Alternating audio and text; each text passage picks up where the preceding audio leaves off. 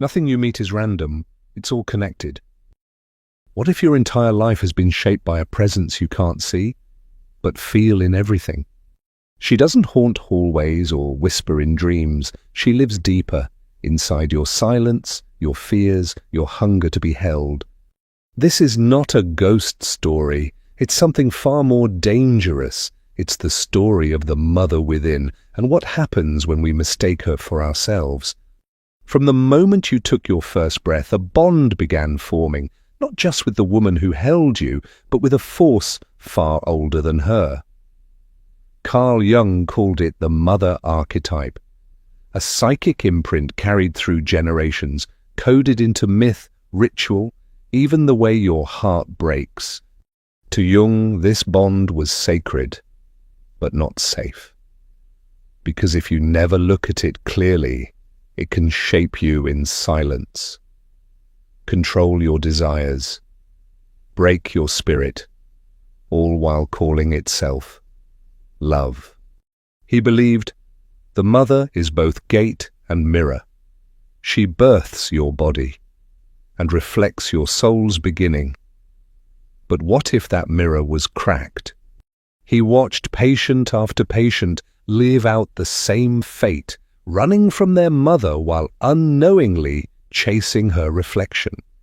And maybe, without knowing it, so are you. Because this story isn't just about her, it's about the echo she left in you. So tell me, whose voice have you really been listening to all your life? What if the woman you called mother was only one face of something far older? Not a person, a presence. Not just the hands that held you, but a myth etched into your very soul. Carl Jung called it the mother archetype. She lives not in memories, but in symbols, in dreams, in the shape your fear takes, and the kind of love you think you deserve. It's easy to believe we know our mother, her habits, her voice, her flaws, but the one who truly shaped you might not have been her at all. Because behind every personal mother stands a greater force, the primordial mother, timeless and universal. She is the source of life, but also the shadow that suffocates. She nurtures, then devours. She blesses, then binds. And here's the trap. You didn't just bond with a woman. You bonded with an image, passed down through myths, religions, ancestral grief. And that image still lives in you, quietly sculpting the walls of your identity. So when you say, I miss her, or I hate her, or I don't need her, who exactly are you speaking to? Because this isn't just about her. This is about the echo that has never stopped echoing. Next part, when love becomes control. What if the love that shaped you also silently caged you? It never screamed, it never threatened, but it watched, measured, hovered, until your freedom began to feel like guilt. This is where the archetype turns inward, where the protective mother becomes the overbearing voice in your head, and the warmth you once longed for starts to suffocate. Jung saw it again and again. A boy grown into a man, still chasing the approval of a gaze long gone. A woman afraid to speak her truth because she hears her mother's silence in every pause.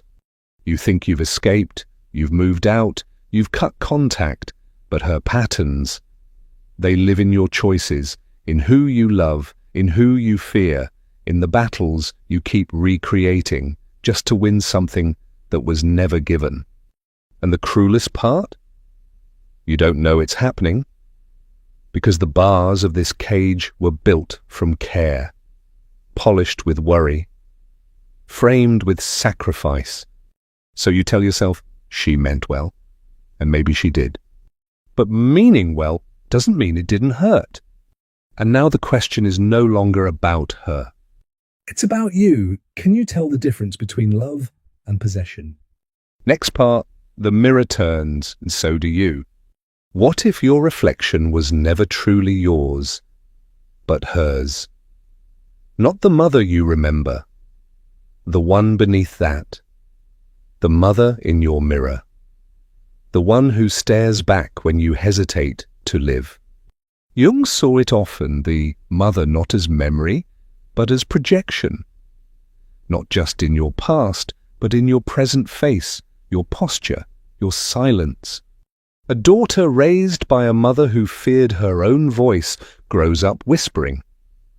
A son taught that emotions were weakness now feels ashamed every time he cries. You call them traits. But what if they're echoes? The mother archetype isn't just someone you relate to, it's someone you become. Not by choice, by inheritance. The moment you needed her love more than your own truth, the mirror shifted. You start dressing like her, reacting like her, you love like she did, or you rage like she couldn't. And without realizing it, your life becomes her unlived story. But what if that reflection isn't fate? What if it's a spell you've mistaken for selfhood? You look in the mirror and ask, is this me? But the better question is, who taught you what you were supposed to look like? Next part, the shadow beneath the love with the cost of never naming it. What if the part of you fear the most isn't yours?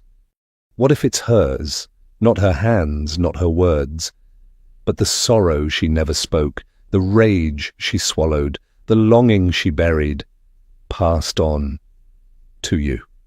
Jung called it the maternal shadow, the hidden weight of the mother's unlived life, silently inherited by the child. It's not always what she did, it's what she couldn't do, the dreams she abandoned, the truths she denied, the love she withheld from herself. And now that forgotten fire flickers inside you. You feel it as shame, or guilt, or the haunting belief that you're never enough. But maybe it's not your voice saying that. Maybe it's a ghost inside your blood. The mother's shadow does not always shout. Sometimes it whispers through your fears. Sometimes it speaks through your choices. And sometimes it becomes your story, without permission. You say you're broken, but what if you're simply carrying a grief that was never yours to hold? You were not meant to finish her life, you were meant to live your own. But before you can, you must return what was never yours. Next part, confronting the invisible Waher and rewriting the contract within. What if you signed a contract before you ever spoke a word? Not with ink, not with choice, but with your body, your silence, your need to belong. It begins early, before memory. A child senses the unspoken rules. Don't cry too loud. Don't outshine her pain. Be small enough to be loved. And so, without knowing, you agree to carry what she couldn't, to make her feel whole, to be the dream she never became. Jung called this an unconscious identification, the merging of your soul with another's unlived life. It feels like devotion, but it's a quiet betrayal of yourself. You live not for your truth, but for the peace it brings her. You dim your joy, you mute your voice, you become safe, not free. And the hardest part? You believe this is love. But love doesn't demand erasure, love doesn't feed on your shrinking. So now something ancient must be undone. You must return the story that was never yours. You must break the vow you never chose. 'Cause if you don't, you'll never know who you could have been. And maybe that's the most dangerous forgetting of all. Next part, the fire of separation and the beginning of becoming. What if breaking free didn't feel like freedom, but like death? Because to separate from the mother, not the woman, but the inner image, is to burn through everything you thought was you. Jung called it individuation with T, but it doesn't begin with peace. It begins with fire, the fire of guilt, the fire of doubt, the fire of becoming something she never expected or allowed. At first it feels wrong, like betrayal, like walking away from a temple you were born to worship. But temples built on silence cannot hold a soul awakening. This is not rebellion, it's revelation. The slow, aching truth that love without freedom isn't love, it's fusion. And fusion, Jung warned, is where the self dissolves. So the fire comes, it burns the contract, it burns the mask, it burns the image of the mother you carried like a second skin. And in the ashes, something flickers, not rage, not rejection, but clarity, the kind that hums through your bones and says, "This is mine, at last." And you, for the first time, begin to feel real. But now that the fire has begun, will you follow it deeper or run back into the smoke? Next part, standing in the silence and meeting the self that waited beneath. What remains when everything that wasn't truly you has burned away? No more mirror, no more image, no more story whispered into your skin before you even had a name. Only silence. But not the silence of abandonment. This is different. This is the silence of truth, raw and echoing like wind in a place once crowded with voices. And for the first time, she's not there, not her voice in your head, not her gaze shaping your choices, not her unmet need breathing through your lungs. You are not running, you are not rebelling, you are simply still. And in that stillness, something ancient inside you stretches, like it just remembered it has a spine. But with freedom comes fear, because now there is no one to blame, no one to impress, no one to betray. There is only you. And for someone who has always been someone else's reflection-y dump, that is both terrifying and holy. So you ask, if I'm not who she needed me to be, then who am I? And the silence answers, not in words, but in breath, in space, in the sacred pause where the self begins. Next part, the return, not to the mother, but to the life that was waiting. What if healing was never about going back, but about remembering what was waiting when you left? Not the mother, not the pain, not the image you once burned to keep alive, but you, the one hidden beneath all that pleasing, the one who never fit her reflection, the one who dared to break the pattern, even if it meant breaking the bond. Now something unexpected happens. Not a grand awakening, not a chorus of angels, just breath. A quiet inhale that doesn't ask permission. And for the first time, it feels like it belongs to you. The fire is gone, the silence has passed. What's left is the return. But not to her, to life, to choice, to the strange, shaking beauty of being unclaimed. You don't hate her, you don't worship her. You see her as she is, and more importantly, you see you. And maybe for the first time you don't flinch at your own name. Because you're not her wound anymore, you're not her mirror, you're not her second chance. You are what she could never be, free. But freedom is quiet. And the quiet is where you finally begin. What if the story was never really about her, but about you? Finally remembering who you were before she named you. He had to break. Not from anger, not from rebellion, but from a deeper truth. You cannot become whole by staying loyal to a wound. And so the fire came. The silence followed. And then the return, not to her arms, but to his own center. a place untouched by memory, but shaped by every step it took to arrive. You watched him, didn't you? You listened? You felt something shift inside, like a thread snapping softly.